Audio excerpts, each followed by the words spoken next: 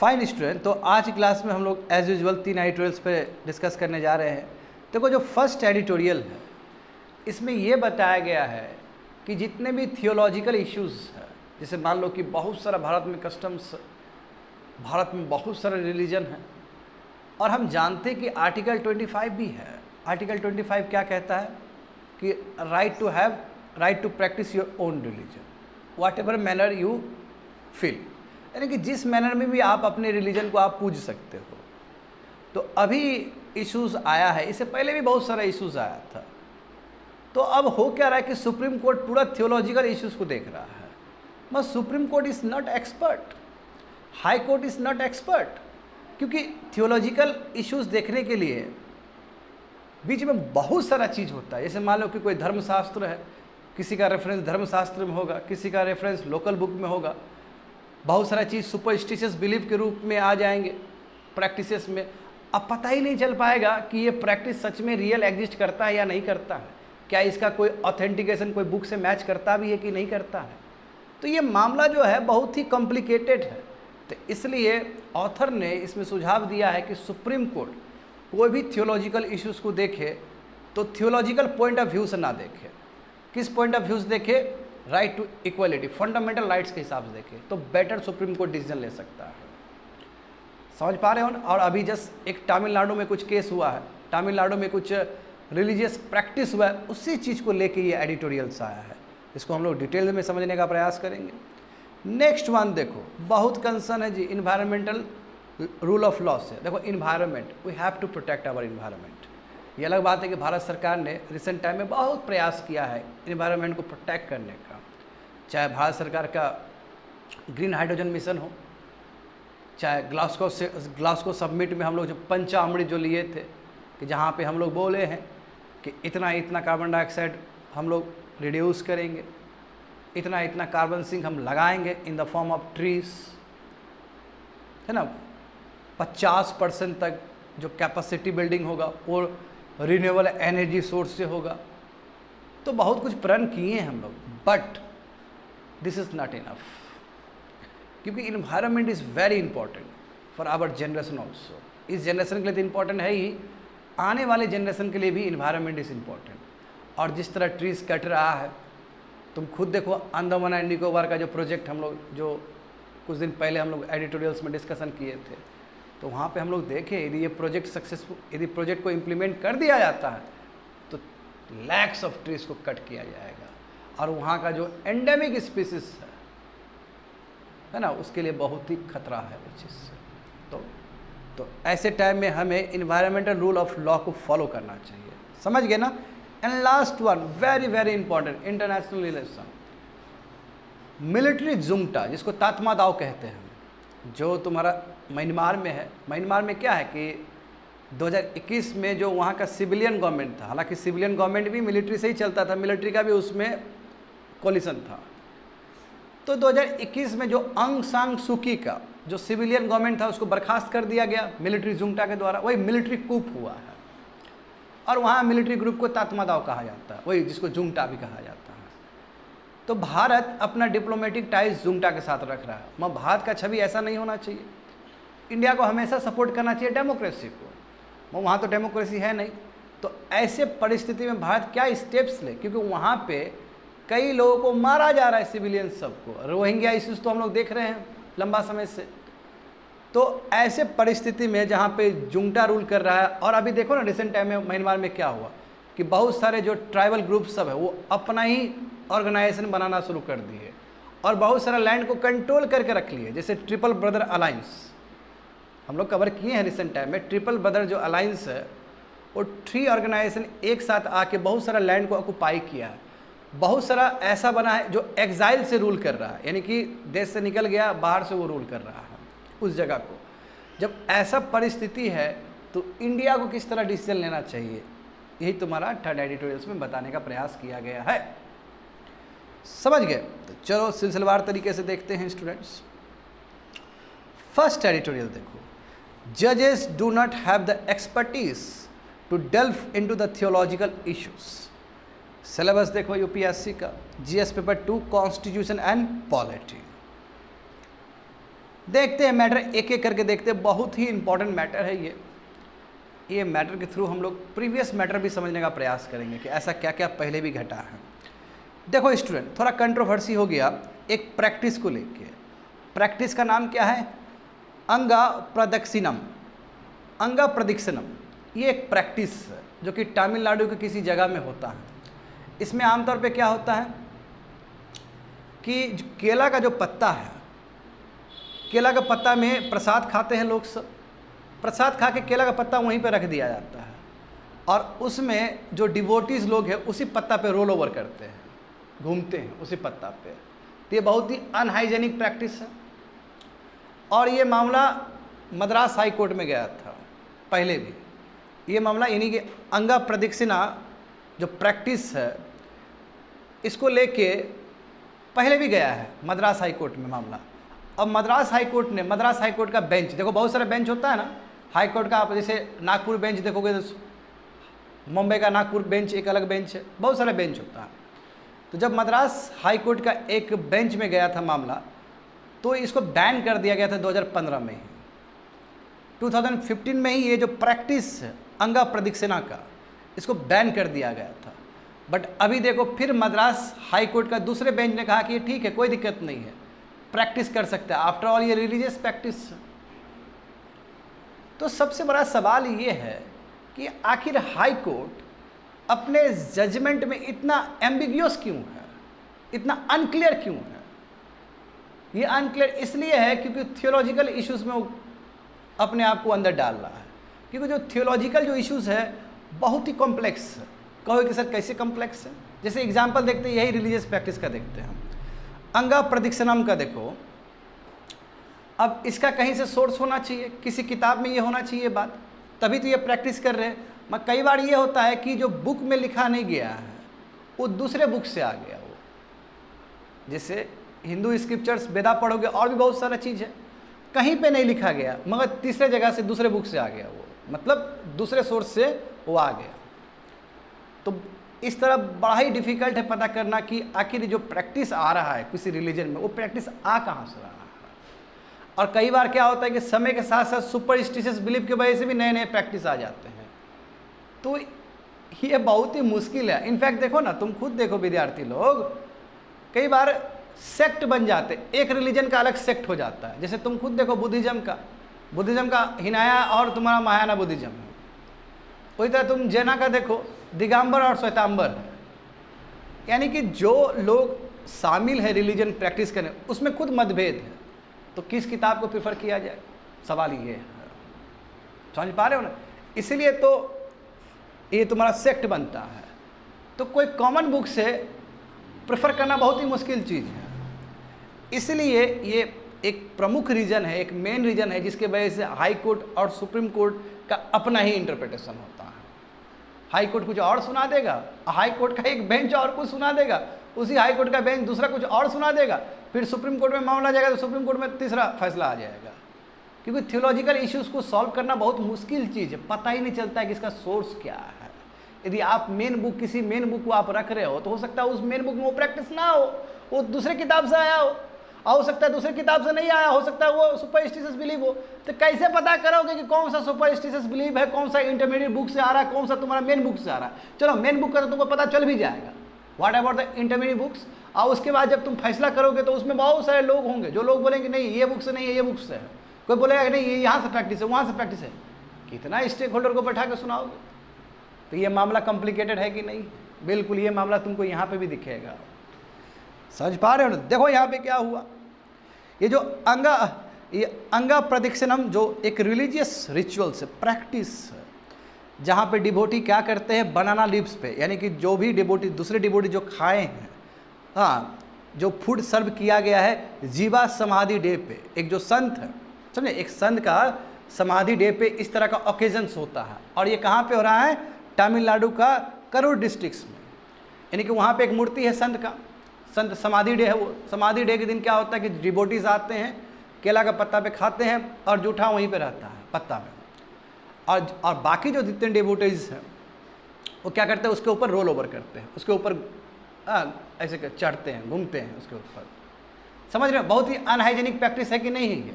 कि झूठा चीज़ पे आप क्या कर रहे हो, आप रोल ओवर कर रहे हो।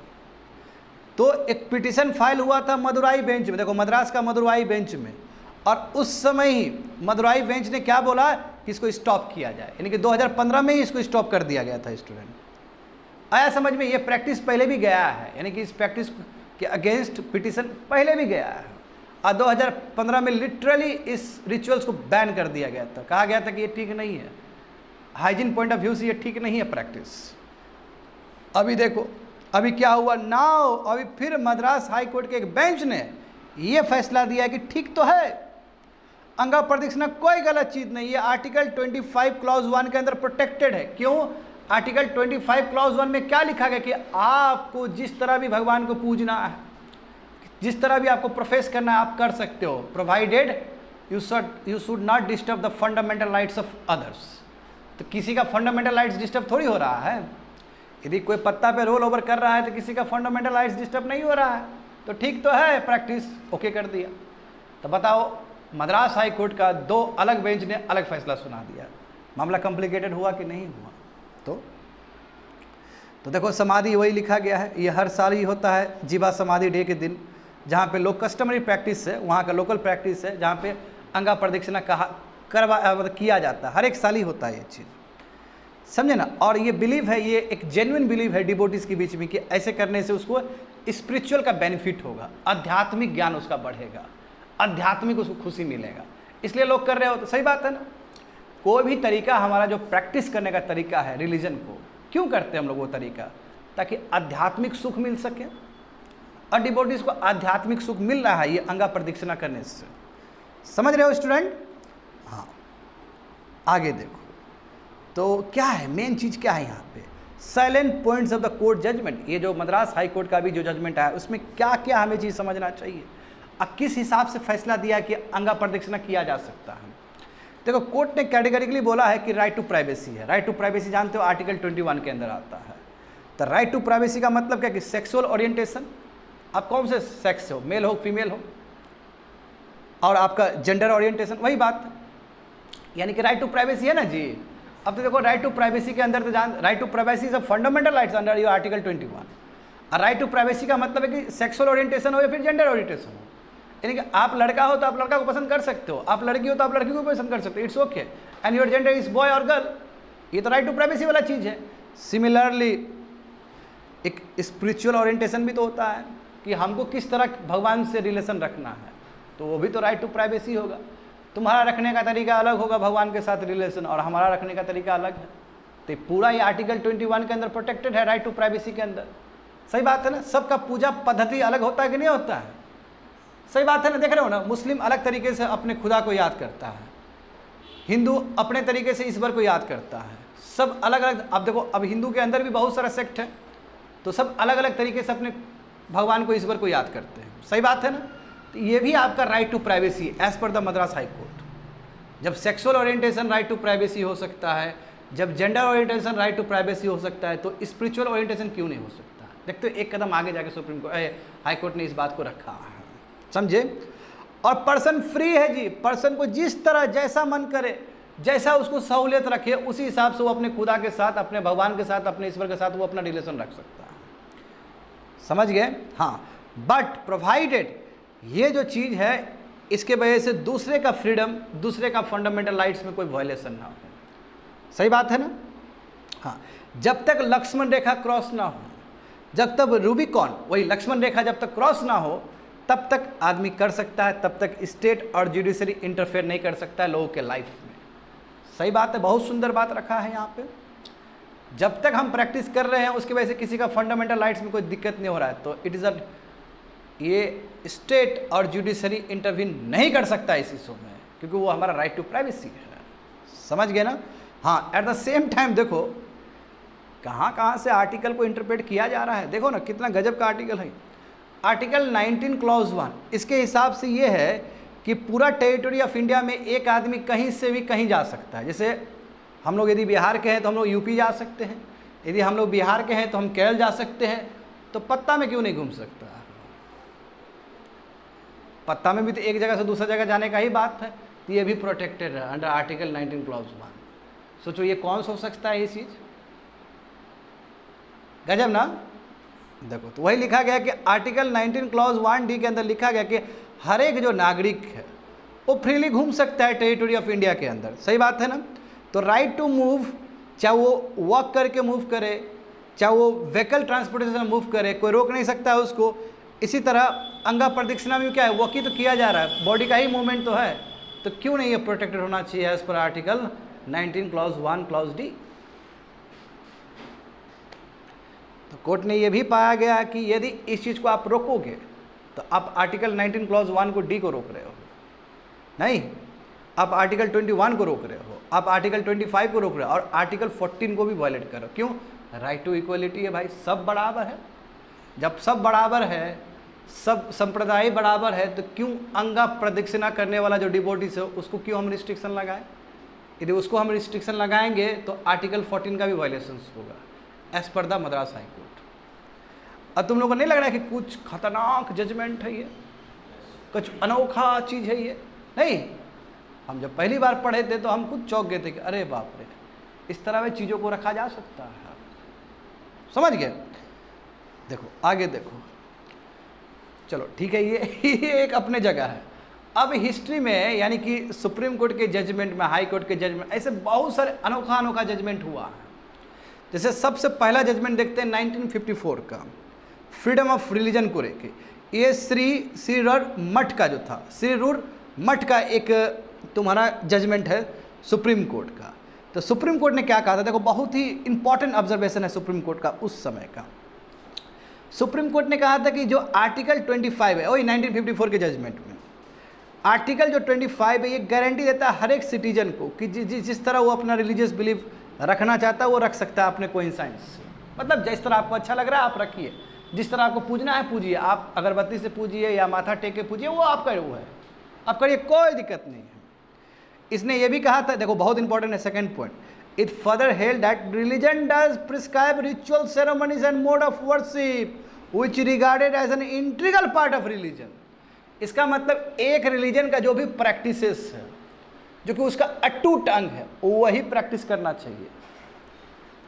जैसे हिंदू का अपना हिंदुइज्म, जैसे मान लो कि शिव जी को पूजा कर रहे हो, तो शिव जी के लिए जो भी बना है अभी तक रिचुअल्स करने का, वही होना चाहिए। और ये चीज़ देखो थर्ड पॉइंट में भी लिख दिया कि जो एसेंशियल पार्ट है रिलीजन का, यानी कि किस तरह पूजा जाए रिलीजन में, किस तरह प्रैक्टिस हुआ जाए, किस तरह प्रैक्टिस करना है भगवान के और भगवान को पूजना है, ये चीज़ भी तुम्हारा डॉक्ट्रिन से मैच होना चाहिए, उस रिलीजन के डॉक्ट्रिन से मैच होना चाहिए। कहने का मतलब क्या है कि मान लो कि हम शिव जी को पूज रहे हैं, तो शिव पुराण होगा एक डॉक्ट्रिन, या हिंदू का और भी स्क्रिप्चर्स होगा, वो वहाँ पे जरूर वो लिखा होना चाहिए। बस सवाल यही उठता है स्टूडेंट, सवाल ये उठता है क्या जितने भी रिलीजियस प्रैक्टिस, जितने भी कस्टमरी प्रैक्टिसेस है, क्या सबका सोर्स किताब है? कहीं तो इंटरमीडिएट सोर्स से भी आए हैं बीच बीच से, कहीं में तो ऐसा भी हुआ कि दूसरे धर्म से भी कुछ प्रैक्टिसेस आ गया, नहीं, कहीं तो ऐसा हुआ कि कहीं प्रैक्टिस ही नहीं है, सुपरस्टिशियस बिलीफ वाला चीज़ आ गया है।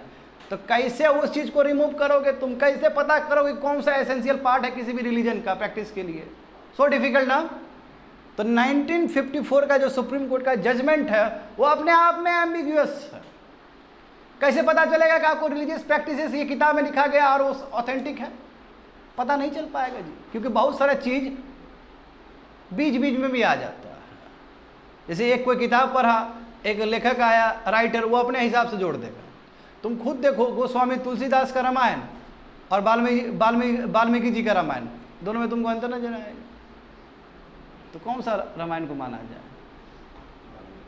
तो कहीं तो इधर से काउंटर करेगा, तुलसीदास का माना जाए, दोनों में अलग लिखा गया है। कई रामायण तो बहुत अलग भी है, साउथ का रामायण देखोगे तो उसमें और वर्जन है, तो कौन सा ऑथेंटिकेट है? और वहाँ से प्रैक्टिसेस निकलेगा।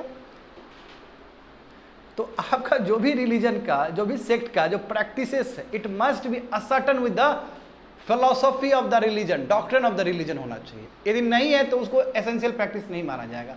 मन नहीं है, एसेंशियल प्रैक्टिस नहीं माना जाएगा तो वो कैसे तय होगा? जब तुम बुलाओगे तो दो अलग सेक्ट आ जाएगा, तीन अलग सेक्ट आ जाएगा, एक सेक्ट बोलेगा नो ये रिलीजियस प्रैक्टिस है, अगला बोलेगा नहीं ये नहीं है ये है, तो किसका बात मानोगे? जैसे दिगंबर और श्वेतांबर को बुलाया जाए तो दिगंबर अपना बात रखेगा और श्वेतांबर अपना बात रखेगा जैनिज्म का, तो कौन सा बात सही है?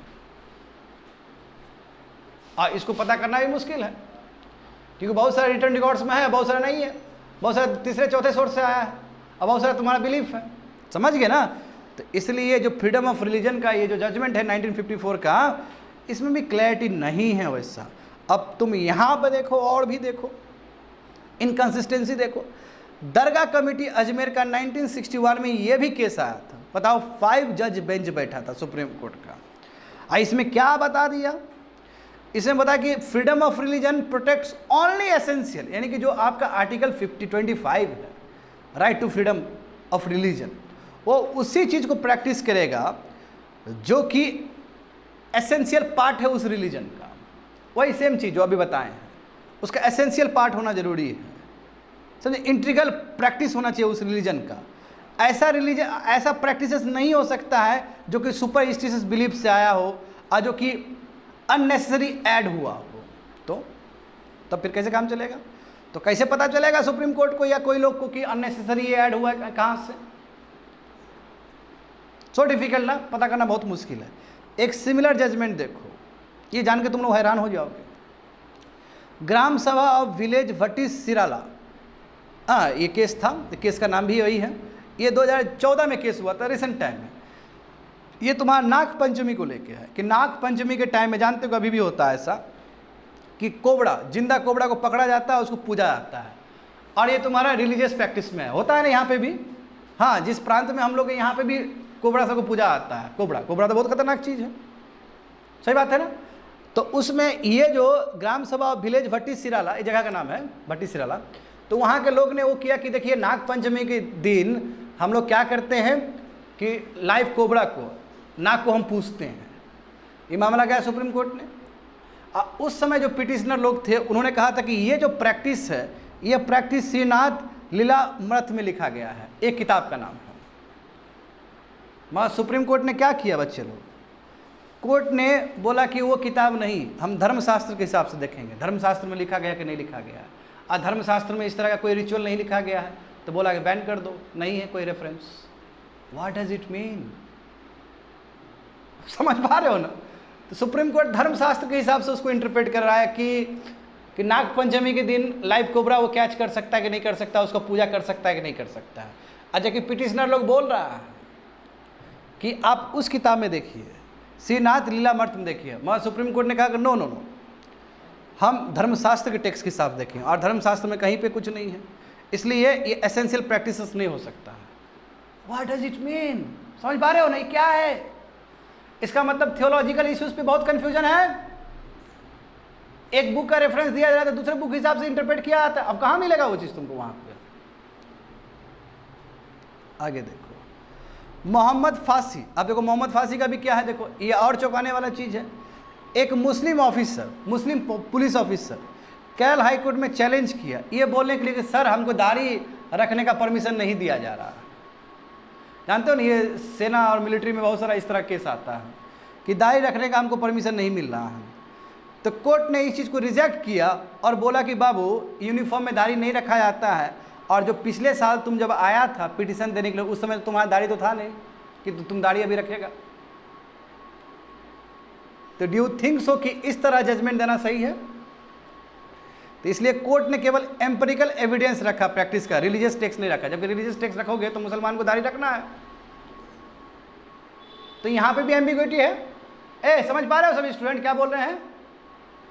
बोला कि पिछले साल जब आप पिटीशन देने के लिए आए थे, केस लेके जब आए थे, तो उस समय तो आपका दाढ़ी नहीं था, अभी क्यों दाढ़ी चाहिए आपको?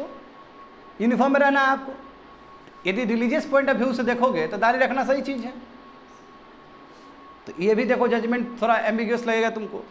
और आचार्य ये अवधूता वाला तो 2004 का केस देखो, ये और चौंकाने वाला चीज़ है। कलकत्ता हाई कोर्ट ने कहा कि तांडवा डांस बहुत ही इंपॉर्टेंट प्रैक्टिस है अनंत मार्गी फेथ के लिए। एक अलग टाइप के ये लोग होते हैं सेक्ट, जैसे रामानंदी संप्रदाय होता है ना, इस तरह तुम्हारा अनंदा मार्ग फेथ मतलब उसके मानने वाले लोग सब। तो कलकत्ता हाई कोर्ट ने क्या कहा कि तांडवा डांस एसेंशियल पार्ट है कि आप डांस करो, आपका प्रैक्टिस उस फेथ के लिए। बाद में सुप्रीम कोर्ट ने क्या किया, इस हाई कोर्ट का जजमेंट को खारिज कर दिया। क्या दलील दिया स्टूडेंट? दलील ये दिया कि जो आनंद मार्ग जो फेथ है वो 1955 में स्टार्ट हुआ भारत में, और जबकि टंडवा डांस जो अडॉप्ट किया गया वो 1966 में अडॉप्ट किया गया। तो कैसे टंडवा डांस उसका प्रैक्टिस हो सकता है, क्योंकि टंडवा डांस तो बाद में आया है, 66 में उसको रिकॉग्नाइज किया गया। तो इसलिए टंडवा डांस एसेंशियल प्रैक्टिस नहीं हो सकता। What is this, Tandwa dance अभी चल रहा है, बहुत पहले चल रहा है, और भले ही 1966 में अडॉप्ट किया गया, वो विषय दूसरा है। क्या करोगे? नहीं लग रहा है पूरा इनकंसिस्टेंसी है जजमेंट में? यानी कि हाई कोर्ट अपने हिसाब से वर्जन दे रहा है, सुप्रीम कोर्ट अपना वर्जन दे रहा है, हाई कोर्ट का दूसरा बेंच कुछ और बोल रहा है, हाई कोर्ट का तीसरा बेंच कुछ और बोल रहा है। सब थियोलॉजिकल इश्यूज में खूब कन्फ्यूजन, और कन्फ्यूजन होना भी लाजमी है। अभी यहाँ से कमेंट करना आसान होता है, कन्फ्यूजन होना बहुत लाजमी है, क्योंकि कोई भी आप चीज़ देखोगे तो पहले देखोगे ना कहाँ से उसका रेफरेंस है। आपको पता चला टंडवा डांस बहुत बाद में आया और फेथ वाला चीज़ पहले आया, तो पहले वाला जो चीज़ आया है और टंडवा डांस बाद में आया, तो उसका कैसे एसेंशियल प्रैक्टिस हो सकता है? एसेंशियल प्रैक्टिस होने के लिए वो पहले का चीज़ होना चाहिए। तो यहाँ पे जो एक्सपर्ट क्या बताते हैं, बोलते हैं कि ये सब चीज़ छोड़ दो, थियोलॉजिकल इश्यूज में घुसने की जरूरत नहीं है, थियोलॉजिकल इश्यूज में घुसने की जरूरत नहीं है, इस तरह देखने की जरूरत नहीं है। यदि आपको कोई भी जजमेंट देना है तो फंडामेंटल राइट्स को आधार बना के दीजिए, वो ज़्यादा बेटर है। आप कन्फ्यूजन से बचे रहोगे। उसमें आप देखो क्या आर्टिकल 14 का वायलेशन हुआ है, क्या आर्टिकल 19 का वायलेशन हुआ है, क्या आर्टिकल 21 का वायलेशन हुआ है, क्या आर्टिकल 25 का वायलेशन हुआ। ये वायलेशन के हिसाब से, फंडामेंटल राइट के हिसाब से आप जजमेंट दीजिए। थियोलॉजिकल इश्यूज में घुसना नहीं है, उसमें बहुत ज़्यादा ही कन्फ्यूजन है। ठीक है, तो ऑथर क्या बोलते हैं, एक्सपर्ट क्या बोल रहे हैं कि कॉन्स्टिट्यूशनल जो प्रिंसिपल वो टच स्टोन होना चाहिए, ना बल्कि थियोलॉजिकल पॉइंट्स सब। समझ गए ना? जजेस को क्लर्जी बनने की जरूरत नहीं है, जजेस को प्रिस्ट बनने की जरूरत नहीं कि वो इंटरप्रेट करते रहे रिलीजियस इश्यूज को।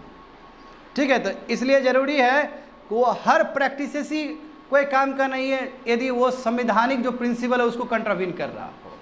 यदि कोई भी संवैधानिक फंडामेंटल राइट सबको कोई भी कंट्रावीन कर रहा है तो वो जो एसेंशियल प्रैक्टिस उसको हटा दो, वो भी कोई काम का नहीं। तो सुप्रीम कोर्ट या हाई कोर्ट या जुडिशरी फैसला सुनाते वक्त अपने फंडामेंटल राइट्स पे ही टिके रहे, वो ज़्यादा बेटर है, उससे कन्फ्यूजन कम होगा। सही बात है ना? एक्सपर्ट बहुत अच्छा ओपिनियन दे रहे हैं। ठीक है, अब बताओ तुम ये अंगा प्रदक्षिणा टाइप का सब बताओ, ये सब प्रैक्टिस जा रहा है सुप्रीम कोर्ट, और सुप्रीम कोर्ट में इसके लिए बेंच बन रहा है। ऐसा मामला कितना इंपॉर्टेंट कॉन्स्टिट्यूशनल इशूज सब है, वहाँ पे ध्यान देता ज़्यादा बेटर होता। अब ये रिलीजियस प्रैक्टिस के लिए सुप्रीम कोर्ट अपना बेंच बना रहा है। What does it mean? ये कितना वैल्यूएबल टाइम बर्बाद हो रहा है सुप्रीम कोर्ट का। समझ गए स्टूडेंट? हाँ, कंप्लीटेड। आगे देखो, common man has several concerns about the environmental rule of law. GS paper 3 ecology and environment. देखो मामला क्या है, समझो बात को। देखो जो अभी सरकार बना है, नया सरकार बना है, इसको बहुत कुछ करने की ज़रूरत है। मगर ये सरकार अभी तो चलो एनडीए का सरकार है, बीजेपी मेन पार्टी है। इससे पहले भी जब बीजेपी पार्टी था, बहुमत में था 10 साल, तो बीजेपी पार्टी ने बहुत कुछ किया इन्वायरमेंट के लिए, फ्रंट से लीड किया भारत में। नहीं, मोदी जी का जो नारा था लाइफ, कि जियो ऐसा कि सस्टेनेबल अप्रोच हो आपका, इन्वायरमेंट को लेके चले हम लोग, बहुत कुछ किए हैं। मगर उसके बाद भी बहुत कम है, क्योंकि इन्वायरमेंट को आपको प्रोटेक्ट करना होगा। क्योंकि देखो अभी क्लाइमेट चेंज की वजह से कहीं पे फ्लड हो रहा है, कहीं पे ड्रॉट हो रहा है, एक्सट्रीम क्लाइमेट देखने को मिलता है। अभी देखो इसी बार मानसून में महाराष्ट्र में रिकॉर्ड टूट गया, मुंबई में, कि बहुत कम समय के अंदर बहुत ज़्यादा बारिश हुआ है, जो कि अभी अपने आप में रिकॉर्ड है। और ऐसा रिकॉर्ड तो तुमको इस मानसून में देखने को मिलेगा। देखते हो बारिश कितना हो रहा है, बिहार भी डूब गया, बहुत सारे राज्य डूब रहा है। तो देखो flood, famine, heat waves, wild fires, water का कमी, ड्रॉट, ये बढ़ते चला जा रहा है। और जो वल्नरेबल पॉपुलेशन है वो और ज़्यादा वल्नरेबल हो रहा है, यानी कि वही जो गरीब लोग सब है, जो चिल्ड्रन लोग सब, महिला सब, वो और ज़्यादा वल्नरेबल हो रहा है। ज़रूरी है उसको प्रोटेक्ट करना, क्योंकि क्लाइमेट चेंज का जो मार सबसे ज़्यादा जिसको लगता है वो वल्नरेबल ग्रुप ऑफ पीपल ही है। अमीर आदमी क्या हुआ, एडप्ट कर लेगा, एसी में रहेगा वो जो गरीब आदमी सब है उसको दिक्कत होगा क्लाइमेट चेंज की वजह से। फ्लड आएगा तो कौन डूबेगा? अरे अमीर आदमी घर छोड़ के दूसरा घर में चला जाएगा यार, गरीबी जाएगा, फार्मर ही जाएगा। बात समझ रहे हो ना? तो एक्सट्रीमिटी जो हो रहा है क्लाइमेट चेंज की वजह से, उसके वजह से बहुत सारे जो लोग हैं वो रिकवर नहीं कर पा रहे हैं, बहुत दिक्कत हो रहा है उन लोग को। समझे? गवर्नमेंट यहाँ ज़रूरी है कि गवर्नमेंट गाइडलाइंस लेके आए, वो स्टेप्स ले ताकि मैंग्रोव फॉरेस्ट सब और फंड सबको सही जगह पे यूज़ किया जाए। मैंग्रोव को लगाना जरूरी है कि नहीं बताओ, कार्बन सिंक के रूप में काम करेगा और जितना भी आपका जो कोस्टल एरियाज में जो डिजास्टर्स आता है उसको प्रोटेक्ट करेगा। Mangrove is very very important. तो मैंग्रोव रोपण होना चाहिए, फंड का सही यूज़ होना चाहिए। आप देखो कैंपा फंड, कैंपा फंड याद है तुम लोग को ना, बताया गया ना कैंपा फंड। यदि कोई भी फॉरेस्ट को नॉन फॉरेस्ट यूज़ किया जाए उसका, यानी कि माइनिंग एक्टिविटी के लिए, इंडस्ट्री एक्टिविटी के लिए, तो उसके लिए पैसा जमा होता है, फंड में जमा होता है, उसको बोलते हैं कैंपा फंड। और फिर जो पैसा जमा होगा उससे फिर से एफोरेस्टेशन वाला काम होगा। मगर हम जानते हैं कि चलो ठीक है 90% ये जो फंड है कौन स्टेट रखता है और 10% तुम्हारा ये फंड कौन रखता है, सेंटर रखता है। मैं ये फंड अंडर यूटिलाइज है। जब ये फंड अंडर यूटिलाइज है CAMPA fund, what does it mean कि फंड का सही तरीके से यूज़ नहीं हो रहा है। फंड का जो यूज़ होना चाहिए था एफोरेस्टेशन प्रोजेक्ट के लिए वो नहीं हो रहा है। अब बताओ, देखो यहाँ पे भी अलग चीज़ है, क्या है, काटे आप फॉरेस्ट। बच्चे लोग यहाँ देखना पड़ेगा, इधर ध्यान दो। फॉरेस्ट है क्लाइमेक्स कम्युनिटी, मतलब कहते हैं ना कि कम्युनिटी जो भव्य सबसे बड़ा हो सकता है वो फॉरेस्ट है, क्योंकि forest consist of lots of flora and fauna. उसमें जानवर है, उसमें बर्ड्स है, उसमें इंसेक्ट है, क्या नहीं है फॉरेस्ट के अंदर। अब तुम फॉरेस्ट को काट के तुम प्लांटेशन कर रहा है और बोल रहा है कि तुम फॉरेस्ट को तुम रिप्लेस कर रहा है। What is this? क्या प्लांटेशन वो एसेंशियल सर्विस दे सकता है जो फॉरेस्ट दे रहा है? प्लांटेशन का मतलब कि एक टाइप का क्रॉप, लेट से कॉफ़ी लगा दिया, लेट से कोकोनट ट्रीज लगा दिया। कोकोनट ट्रीज बाबू वो एसेंशियल सर्विस नहीं दे सकता है जो एक नेचुरल फॉरेस्ट देता है। तो फंड का सही यूज़ करो और रियल सेंस में एफोरेस्टेशन पे काम करो। ये भी कमी है भारत में, समझे? तो मिनिस्ट्री ऑफ इन्वायरमेंट को फोर फ्रंट पे होना चाहिए ये इशू को सॉल्व करने के लिए।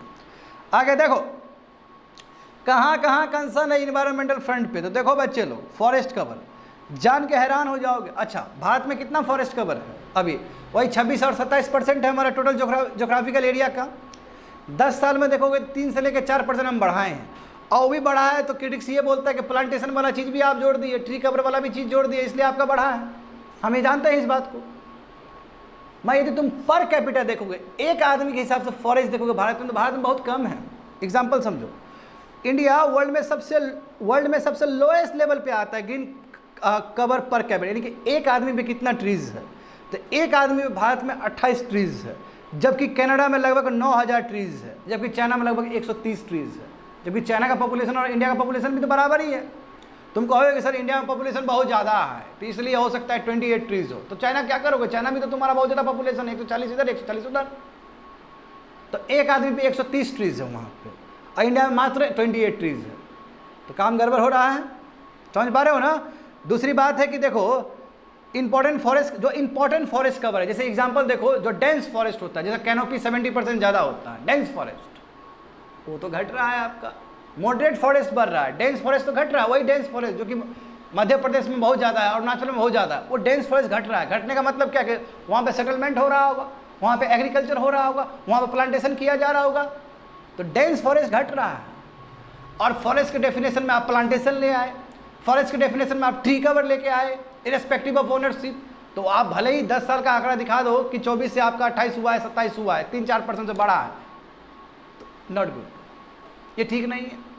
बात समझे? देखो वही बोला कि प्लांटेशन फॉरेस्ट और ट्री कवर भी आप जोड़ दिए, फॉरेस्ट कवर में कैलकुलेट करने के टाइम में वो भी जोड़ देते हो, ये नहीं होना चाहिए, समझे? तो प्रोटेक्शन मैकेनिज्म होना चाहिए इस तरह का इकोसिस्टम को बचाने का। रियल फॉरेस्ट को बचाने की जरूरत है। डेंस फॉरेस्ट जो है, जो घना फॉरेस्ट है, जो फ्लोरा और फौना के लिए सबसे इंपॉर्टेंट है, उसको बचाने की जरूरत है, समझे? इस तरह कटने से नहीं होगा। देखो ना पर कैपिटा कितना हो गया तुम्हारा, ग्रीन कवर पर कैपिटा कितना कम हो गया है। आगे देखो, सेकंड देखो, अनलिवेबल सिटीज। हमारा मोस्ट ऑफ द सिटी, जान के हैरान हो जाएगा, दुनिया में जो 20 जो सबसे पोल्यूटिंग जो सिटीज है उसमें 14-15 भारत का ही आता है। You just see the irony. और जिस प्रांत में हम तुमको पढ़ा रहे हैं अभी, ये प्रांत का न्यूज़ आया था ना 1 महीना 1.5 महीना पहले कि ये प्रांत दुनिया का सबसे डर्टीएस्ट सिटी है। समझ रहे हो ना? इस पे बहुत कंट्रोवर्सी भी हुआ था। देखो यहाँ पे दिल्ली, मुंबई जो टायर 2 टायर 3 है, जैसे हमारा सिटीज़ हो गया, गैंजेटिक बेल्ट में जो है वो अनएक्सेप्टेबल लेवल पे एयर पोल्यूशन वहाँ पे इंक्रीज किया है। तो वहाँ का जो लोग सब, बासिंदा लोग सब जो है वो पोल्यूशन से जूझ रहा है, लाइफ स्पैन कम हो रहा है उसका। क्यों? अरे तुम सिगरेट नहीं पी रहे हो, फिर भी तुम पोल्यूटेड वाला एयर में तो तुम सिगरेट ही पी रहे हो। जैसे दिल्ली में कहा जाता है, जिस हिसाब से स्मोक होता है वहाँ पे दिल्ली में, जिस हिसाब से स्टबल बर्निंग होता है हरियाणा वेस्टर्न पंजाब में, तो हाँ समझ रहे हो ना, ये पंजाब और हरियाणा में जो होता है तो आता है ना जी स्टबल बर्निंग, उसके वजह से कहा जाता है कि आदमी दिन में कम से कम 20 सिगरेट पी रहा है, उससे भी ज़्यादा इनफैक्ट, तो आदमी का आयु कम होगा ना। देखो टायर 2 टायर 3 सिटी जो कि सब सेव होना चाहिए, वो भी एयर पोल्यूशन से ग्रसित है। बेंगलुरु और दिल्ली देखो वहाँ पानी ही नहीं है। हाँ दिल्ली का हालत तो जानते ही हो, दिल्ली का हालत अभी भी है ना हालत ख़राब, कि टैंकर से पहुँचाया जा रहा है पानी को। अब बेंगलुरु जानते हो कि कितना शॉर्टेज है वहाँ पे, इसलिए वहाँ पे प्रोजेक्ट बन रहा था कावेरी का। अभी बेंगलुरु छोड़ छोड़ के भाग रहे हैं सब लोग वहाँ से, बेंगलुरु में थोड़ा पानी आ जाए तो बेंगलुरु डूब जाएगा, वही गलत तरीके से वहाँ पे प्लानिंग हुआ है। देखो अरियार रिवर जो चेन्नई का है, यमुना रिवर तुम्हारे दिल्ली का, बताओ ये सीवर बन चुका है, काला दिखेगा तुमको कलर, सब गंदा गंदा जो सीवेज है उसके अंदर डाल दिए। बताओ यमुना कितना इंपॉर्टेंट रिवर था। हाँ उसी तरह देखो कि बहुत सारे रिवर है महाराष्ट्र का भी जो पूरी तरीके से हालत ख़राब है इसका, जिसका बीओ जानो नहीं है, जो तुम्हारा बायोलॉजिकल ऑक्सीजन जो डिमांड है, यानी कि डीजल ऑक्सीजन जो है, डीजल ऑक्सीजन बहुत जीरो कम हो गया वो। और डीजल ऑक्सीजन कम हो जाएगा तो कहाँ से उसमें मरीन स्पीसीज रह पाएगा, कहाँ पे आपका एक्वाटिक एनिमल्स एक्वाटिक स्पीसीज रह पाएगा। तो ये है प्रॉब्लम। अर्बन हीट आइलैंड अपना ही प्रॉब्लम है। देखो सिटी में जब रहोगे, सिटी में क्या होता है, कंक्रीटाइजेशन, कंक्रीट से बना हुआ स्ट्रक्चर सब है, तो गर्मी ज़्यादा होता है, ग्लोबल वार्मिंग ज़्यादा होता है। इसलिए सिटी और उसके आसपास का जो विलेज एरियाज है उसमें जब टेम्परेचर का डिफरेंस देखोगे पता चला 2-3 डिग्री का डिफरेंस, कि गांव विलेज सब क्या खुला एरिया रहता है, वहाँ उतना ज़्यादा टेम्परेचर ट्रैप नहीं होता है, वार्म, हाँ समझ रहे हो ना, सन रे जो आता है वो निकल के चला जाता है। मगर जो सिटीज़ है वहाँ पे जो स्ट्रक्चर है इतना हवाजाट स्ट्रक्चर है जिसकी वजह से वार्म ज़्यादा होता है, 2-3 डिग्री ज़्यादा, उसी को बोलते हैं अर्बन हीट आइलैंड इफेक्ट। बहुत सारे सिटीज़ में ये देखा जा रहा है। और सीवेज देखो, सीवेज ट्रीटमेंट कितना हो रहा है, मात्र 28% हो रहा है तुम्हारा, यानी कि जितना गंदा प्रोड्यूस करते हैं सीवेज का बस 28% ही उसका ट्रीटमेंट कर रहे हैं, बाकी सब तो जा रहा है नाला सब में, बाकी सब अच्छा अच्छा पानी को, अच्छा अच्छा रिवर को प्रदूषित कर रहा है। तो व्हाट इज़ दिस, तो हमारा सिटीज़ पूरी तरीके से अनलिवेबल हो गया, रहने लायक नहीं है हमारा सिटीज़। तो इन्वायरमेंटल फ्रंट पे ये सब प्रॉब्लम्स हो रहे हैं। आगे देखो हिमालयस का ये अपना कंसर्न है, जिस हिसाब से हिमालयस का ग्लेशियर पिघल रहा है विद्यार्थी लोग, तो कहा जा रहा है कि 80% ये जो हिमालयस का जो ग्लेशियर है उसका जो वॉल्यूम है हो सकता है इस सेंचुरी में पिघल जाए। पता, इफ़ 80% ग्लेशियर पिघल जाएगा, समझते हो हिमालय तो गया ही गया, वहाँ का आदमी सब जो प्लेन में बैठ के आज हम लोग गंगा यमुना और ब्रह्मपुत्र का जो सुख ले रहे हैं सब बर्बाद हो जाएगा। गंगा सूख गया तो 44% जो पॉपुलेशन जो रिलाई करता है गंगा के ऊपर, खत्म हो जाएगा सबका लाइफ। तो व्हाट इज दिस, समझ रहे हो नहीं, ये केवल नॉर्थ इंडिया को ही इंपैक्ट नहीं करेगा, हिमालयंस पीपल को इंपैक्ट करेगा। फूड सिक्योरिटी क्या होगा, एग्रीकल्चर का क्या होगा। सवाल ये है, हमें वेटलैंड को बचाना होगा, हमें इंपॉर्टेंट लैंडस्केप को बचाना होगा जो कि बहुत इंपॉर्टेंट है आपका फ्लोरा और फौना के लिए और बायोडाइवर्सिटी के लिए। आ रहा है समझ में। चौथा नंबर देखो ग्रीन वॉशिंग, देखो झूठ मूठ का दिखाया जा रहा है कि हम कंजर्वेशन एफर्ट कर रहे हैं, सस्टेनेबल हमारा अप्रोच है, गलत गलत प्रैक्टिस हो रहा है। अभी देखो भारत सरकार कुछ लेके आई थी प्रैक्टिस, वो भी बहुत क्रिटिसिज्म हुआ था, इन कुछ लेके आई थी भारत सरकार। देखो सस्टेनेबल डेवलपमेंट का मतलब ये नहीं कि कॉमर्शियल बेनिफिट हो। बताओ सस्टेनेबल डेवलपमेंट का मतलब क्या कि हम पूरा फोकस्ड होकर इन्वायरमेंट के लिए काम करेंगे, भले ही बेनिफिट हो या ना हो पैसा से। अरे इन्वायरमेंटली तो बेनिफिट हो ही रहा है ना, इन्वायरमेंट रहेगा तभी आपका जीडीपी भी होगा, इसलिए जीडीपी भी सस्टेनेबल होना चाहिए। सही बात है कि नहीं है, बताओ। तो इसलिए मैकेनिज्म बेटर होना चाहिए और बेटर तरीके से इन्वायरमेंटल रूल ऑफ लॉ को इम्प्लीमेंट करना चाहिए, ना बल्कि ग्रीन वॉशिंग करना, बस आँख में बस वो करो, धूल झोंक रहे हो कि ये सामान हमारा ग्रीन प्रोडक्ट है, बायोमार्क है, ये है वो है, अब पता चला कि वो बायोमार्क बनाने के चक्कर में पूरा फॉरेस्ट को डिग्रेड कर दिया। क्या काम का वो फॉरेस्ट, क्या काम का वो अप्रोच। आगे देखो पब्लिक पार्टिसिपेशन, वेरी इंपॉर्टेंट। देखो अभी दिक्कत क्या है कि सरकार कोई भी फैसला लेती है इन्वायरमेंट को लेकर बिना स्टेक होल्डर को बुलाए हुए। जैसे देखो इन्वायरमेंट इम्पैक्ट असेसमेंट, 4 धाम प्रोजेक्ट, बद्रीनाथ केदारनाथ है ना, सबको जोड़ा गया ना 4 धाम प्रोजेक्ट जो है, उसमें ही बताओ इतना बड़ा जो किलोमीटर का जो एरिया है उसको अलग अलग 100 किलोमीटर से नीचे करके उसको स्प्लिट किया गया ताकि इन्वायरमेंट इम्पैक्ट असेसमेंट दिखाना नहीं पड़े। What is this. बाद में क्या हुआ, देखो कितना लैंडस्लाइड्स आ रहा है वहाँ पे, तो ये चीज़ ठीक नहीं है। तो वही इन्वायरमेंट इम्पैक्ट असेसमेंट जो है वो ठीक से होना चाहिए, बात समझे, वो सब मिसिंग है अभी। और उत्तराखंड में देखो ना क्या हो रहा है, बहुत ज़्यादा हार्म हो रहा है वहाँ पे, डिफॉरेस्टेशन और इरोजन हो रहा है, इसकी वजह से बहुत रिस्क है, कभी भी लैंडस्लाइड्स आ सकता है वहाँ पे। आगे देखो वे फॉरवर्ड क्या है, वे फॉरवर्ड यही है कि सरकार को चाहिए कि हम क्या करें कि वेलफेयर ऑफ द पीपल के लिए काम करें, समझे, हम कंट्री को बचाएं, कैसे हमारा जो इन्वायरमेंट है उसको प्रोटेक्ट करें, कैसे एफॉरेस्टेशन लगाएं, बढ़ाने का बात होना चाहिए। यहाँ पे ऐसा कोई काम मत करिए जिसकी वजह से फॉरेस्ट कटे। एक तो फॉरेस्ट ऑलरेडी कट चुका है, फॉरेस्ट को बचाने की ज़रूरत है और फॉरेस्ट को लगाने की ज़रूरत है। फॉरेस्ट को प्लांटेशन से रिप्लेस नहीं किया जा सकता है। तो आप इस माइंडसेट को भी आप छोड़िए, समझ गए ना, ये नीड ऑफ द आवर है। कंप्लीटेड। आगे देखो student, is there a case to review the formal relation with military junta in Myanmar. क्या अब समय आ चुका है कि जुंटा के साथ जो हमारा रिलेशन है, मिलिट्री जुंटा के साथ रिलेशन, वो बदलने की ज़रूरत है? क्या ऐसा समय आ चुका है? तो जीएस पेपर 2 इंटरनेशनल रिलेशन, देखो मामला क्या है। पहले बता चुके हैं कि पहले क्या था, सिविलियन गवर्नमेंट था 2021 तक, ठीक है। हाँ, सिविलियन गवर्नमेंट में ही मिलिट्री का इंटरफेरेंस था, क्योंकि संविधान इस हिसाब से डिजाइन हुआ था वहाँ का कि मिलिट्री का भी बोलबाला रहेगा कंट्री में। मगर दुर्भाग्य की बात है कि 2021 में जो सिविलियन गवर्नमेंट, वहाँ जो civilian government under the guidance of Aung सान सू की, उनके अंदर जो चल रहा था सिविलियन गवर्नमेंट, उसको बर्खास्त कर दिया गया और वहाँ पे मिलिट्री कूप हो गया फरवरी 2021 में। और तब से लेके अभी तक मिलिट्री जुंटा ही रूल कर रहा है, यानी कि वहाँ का जो तत्मादाव है, मिलिट्री है, वही रूल कर रहा है। हाँ, जुंटा बोलो तत्मादाव बोलो, बात एक ही है। समझ में आ गया ना? अब देखो बच्चे लोग, ये 3-4 साल में क्या हुआ है, लगभग ऑफिशियल रिपोर्ट है 5000 ज़्यादा लोग डिस्प्लेस हुए हैं, समझे, सॉरी 5000 ज़्यादा लोग मरे हैं, मारा है। जैसे रोहिंग्या को तो मासाकार कर दिया गया, मार दिया गया उसको पकड़ पकड़ के। 5000 से ज़्यादा लोग मरे हैं जब से मिलिट्री रूल हुआ है, और लगभग 25 लाख लोग बेघर हुए हैं।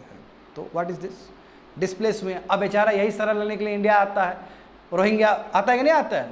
रोहिंग्या मुस्लिम सब बांग्लादेश जा रहा है, इंडिया जा रहा है। अभी देखो ना, दिल्ली में बहुत सारे रोहिंग्या लोग सेटल है कि नहीं है?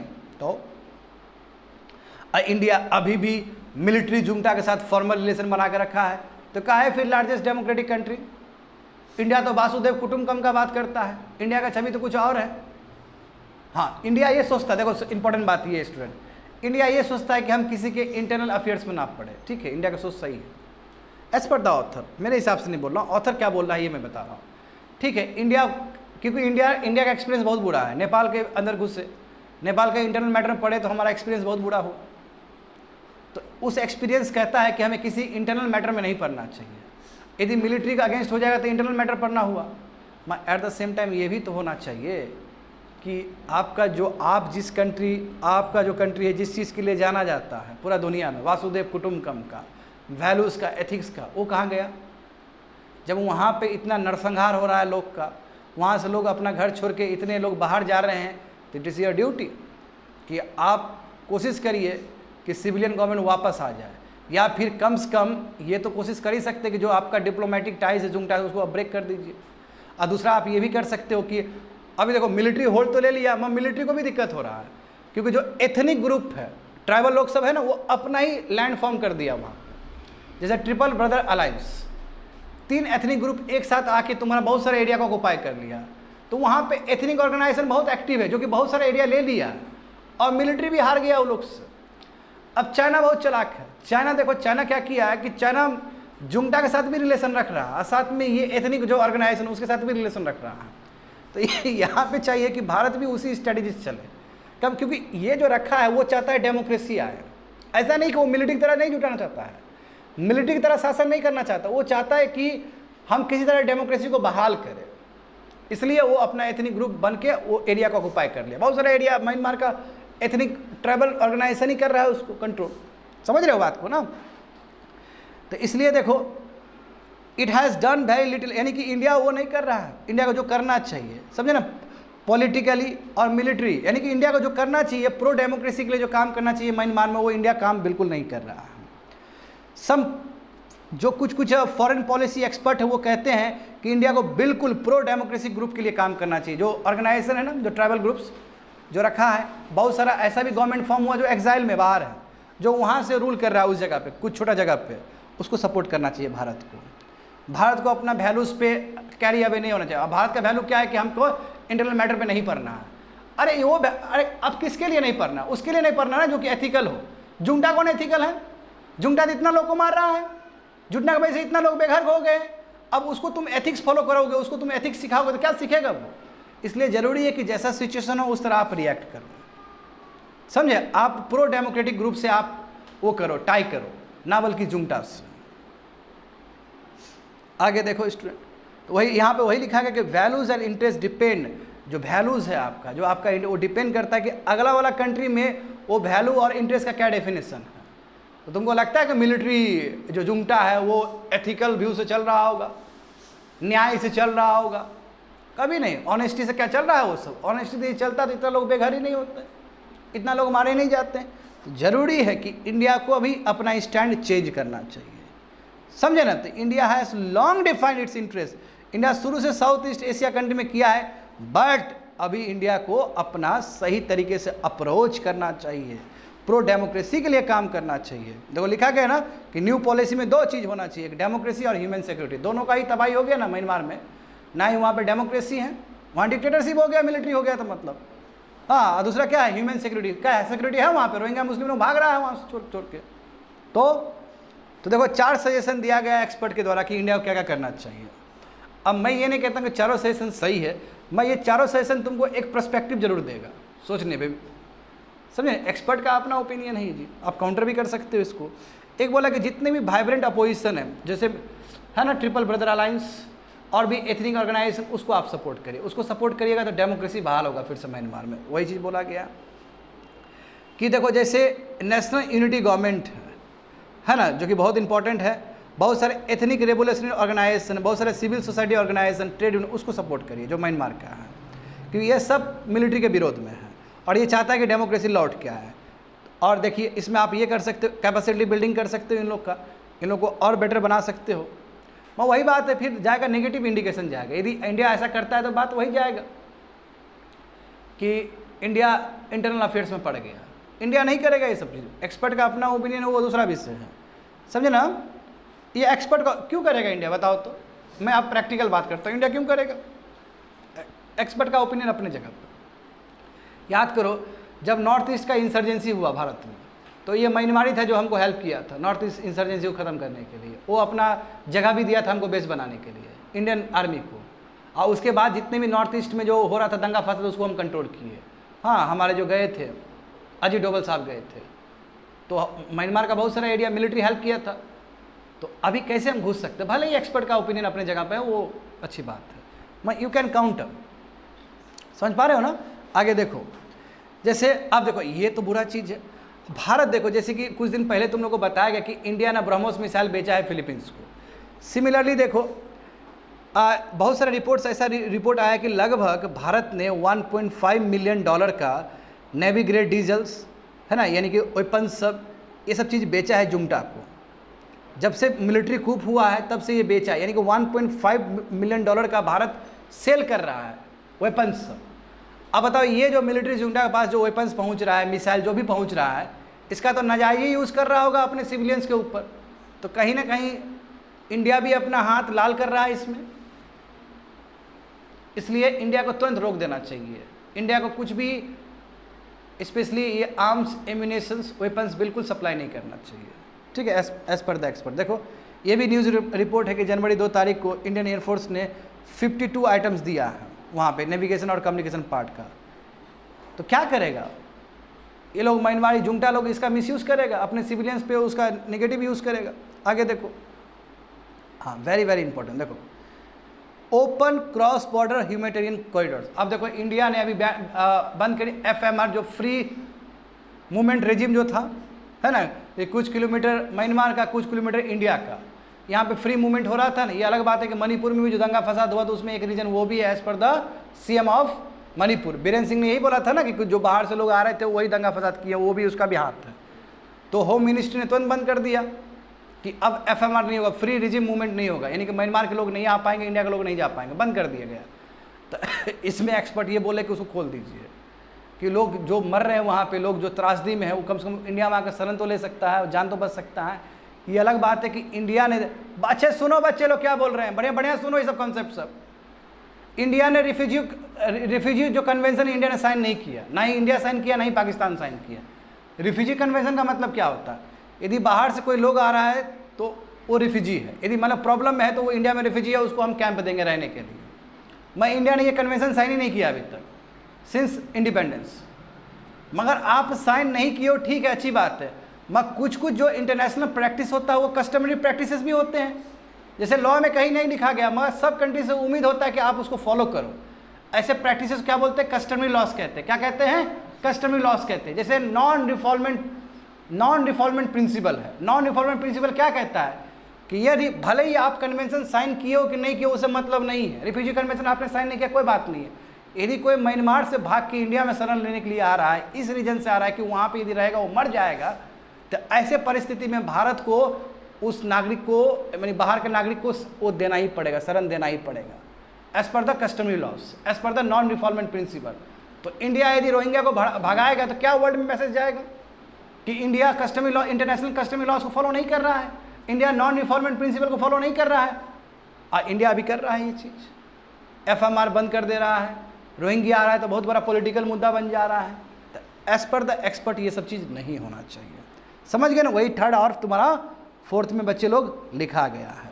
समझ गए? हाँ, कंप्लीट कर दिए 8 ट्वेल्स। That's it.